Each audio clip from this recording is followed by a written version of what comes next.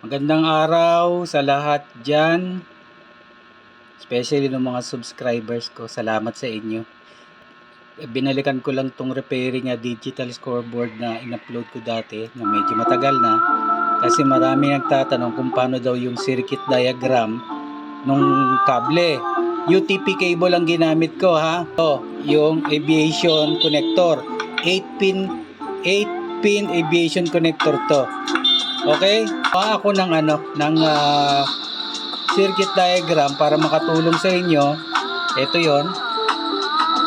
Picturean niyo na para makuha niyo to, para magaya niyo. Ang pagbilang ng 1 nasa kanan, yung 1, ha.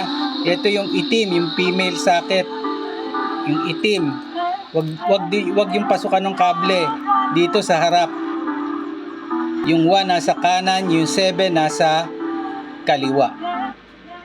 Okay?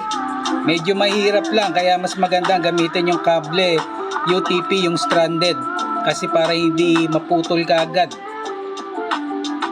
Kasi alam niyo naman ang connector laging nagagalaw. Okay, sana makatulong sa lahat. Bye everybody! Subscribe and like po. Salamat!